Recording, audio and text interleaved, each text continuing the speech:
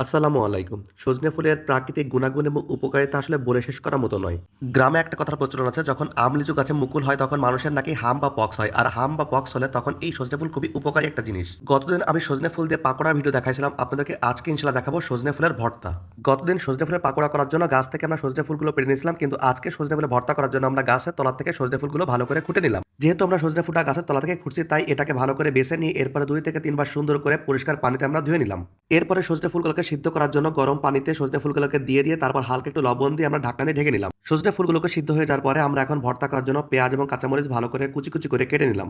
আপনাদেরকে আরেকটা বিষয় জানিয়ে রেখে, সজনে ফুলের ভর্তাটাকে আরেকটু মুখরোচক করতে হলে এর ভিতরে একদম জারি বেগুন খুবই ছোট ছোট করে কেটে আপনারা দিতে পারেন সিদ্ধ করার জন্য। এরপর খাঁটি সরিষার তেল দিয়ে আমাদের সিদ্ধ করা সজনে ফুল এবং কুচি কুচি করে বেগুন, যেটা আমরা দিছিলাম একটু আগে বললাম, সেটাকে ভালো করে আমরা মাখিয়ে নিব। মুখের স্বাদ ফেরাতে আর খাবারের রুচি আনতে সজনে ফুলের এই ভর্তা খুবই উপকারী। অবশ্যই আপনারা বাসায় একবার হলেও ট্রাই করবেন। তৈরি হয়ে গেল আমাদের মজাদার সজনে ফুলের ভর্তা। আজ এ পর্যন্তই, দেখা হবে আগামীকাল নতুন করে ভিডিওতে ইনশাআল্লাহ। ভালো থাকবেন সবাই। আসসালামু আলাইকুম।